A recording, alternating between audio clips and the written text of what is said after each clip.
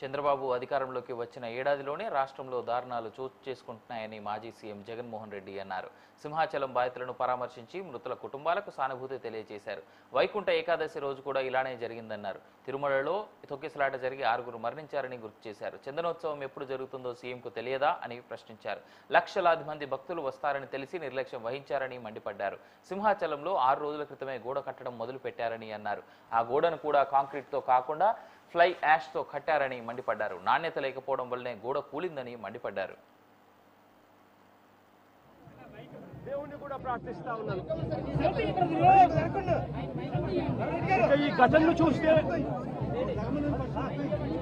ఇక్కడ జరిగిన ఘటన, సింహాచలంలో జరిగిన ఈ ఘటన అయినా కూడా చందనోత్సవానికి సంబంధించి ఇప్పుడు ఇవాళ జరిగిన ఈ ఘటన అయినా కూడా, లేదా మొన్న తిరుపతిలో వైకుంఠ ఏకాదశి నాడున జరిగిన ఘటన తీసుకున్నా కూడా నేను ఒకటి అడుగుతా ఉన్నా ఈ ప్రభుత్వానికి. అయ్యా, నాడు తిరుపతిలో జరిగిన వైకుంఠ ఏకాదశికి సంబంధించిన ఘటన అయినా కూడా,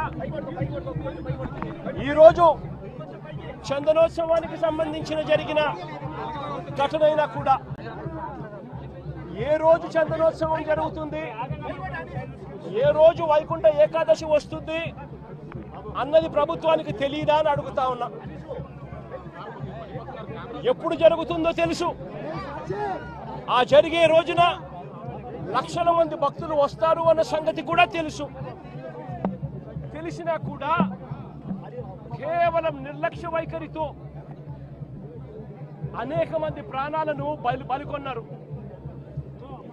వైకుంఠ ఏకాదశి నాడు తిరుపతిలో 6 మందిని ఇలాగే నిర్లక్ష్యం చేసి పొట్టన పెట్టుకున్నారు.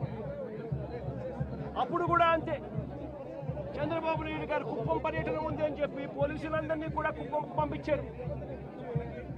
అందరినీ కూడా పార్కుల్లో పెట్టి, రకరకాల ఏరియాలలో పెట్టి, సడన్ గా ఒక్కసారి గేట్లు ఎత్తేసి, సెక్యూరిటీ అరేంజ్మెంట్స్ లేవు కాబట్టి,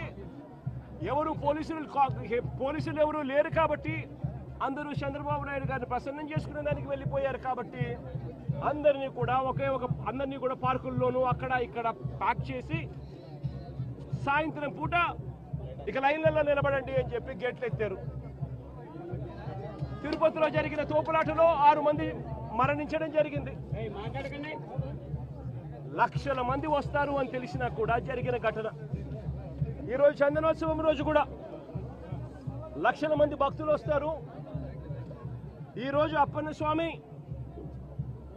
నిజ రూపంలో దర్శించుకోవచ్చు.